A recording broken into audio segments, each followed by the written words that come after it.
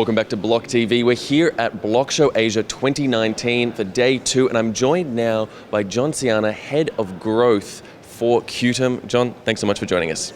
Thank you for having me. Absolute pleasure. Now, all right, to kick off, you guys have got some interesting news that's been coming out over the last few days, weeks, months. Break it down for everyone, our audience at home. What's the latest with you guys?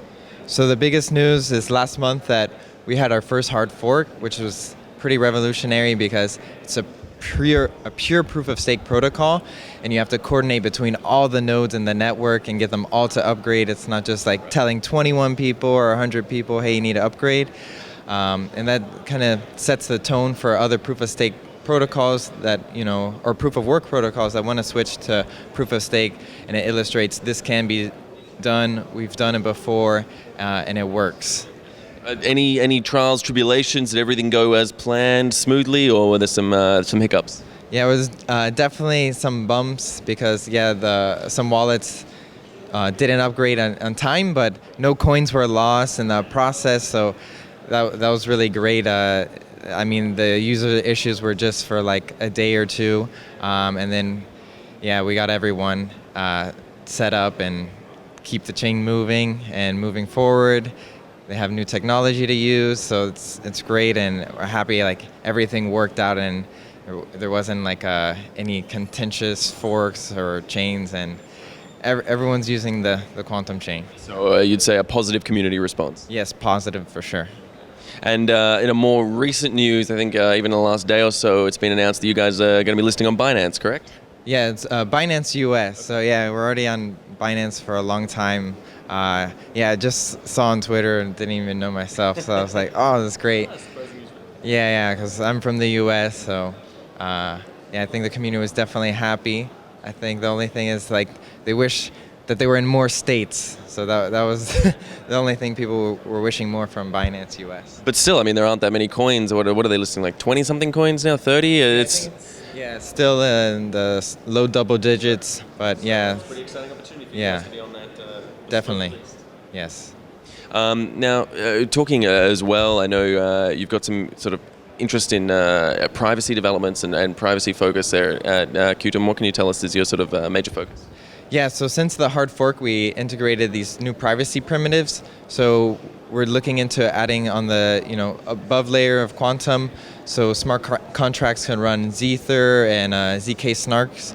And implement that into their smart contracts and offer privacy at that layer. So that's pretty great. A lot of businesses that's what they really want, and that's one of their hesitations. Like, why are we going to put all of our data on a public chain and have it there forever? So that's one of their requirements. Right, and I mean that's obviously, that business focus, it's always been a focus for you guys there, and that's an important element of that space where there's that sort of divide between the permissioned and the permissionless blockchains for those that want to make sure that the businesses are keeping their privacy secure and limited. Do you think that your new updates offer that potential solution mid-ground where you can still be on a permissionless chain, but make sure you still retain that privacy at scale? Yes, that was like the key. Like the key point that we wanted to hit is making sure that, hey, we could let them know it's okay now. You'll have your privacy, you'll have your data, you don't have to worry about it. I think it's still going to take some time, but they're definitely going to do more and more test cases and feel more comfortable doing so. And with the whole China trying to push this into the the private sector, those companies are also going to want to adopt these solutions.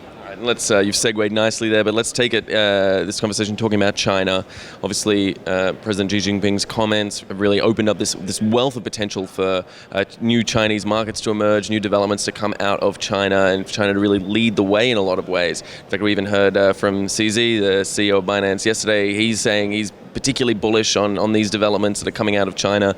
What's your take, and how do you intend to respond? I definitely think that China is leading the way. That's why I wanted to be there.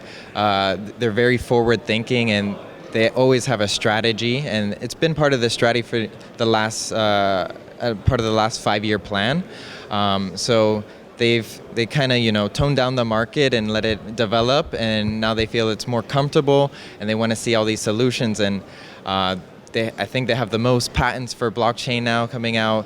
They're really rapidly developing the space, and I think that this push just ignites that fire. to another level. I mean, given your guys' focus on privacy and security in that fashion, do you think there's any issues with China getting into the space? You know, some are concerned that the Chinese are not known for their love of privacy in that sense. You know, they have strong surveillance mechanisms in their state. Some concern that they might try and adopt those elements in the way that they create their own relationship with blockchain and cryptocurrency. I think it's all about striking the right balance, because China is also trying to, introduce their own digital RMB, but businesses don't want that to be tracked by other companies. But they realize this, and it's really about finding out where's the privacy needed and making sure that these rules aren't being broken in terms of like terrorist financing and other illegitimate businesses taking advantage of the blockchain. So that's where that nice having it at the above layer and not at the base layer provides that. An important point, as you say, striking the balance, something we should all strive for. John, I want to thank you so much for taking the time to speak with us here at Block Show Asia. Thanks for being on the show. And in the meantime, stay with us at blocktv.com for all the latest news and information. I'm Asher Westrop Evans. Thanks for watching.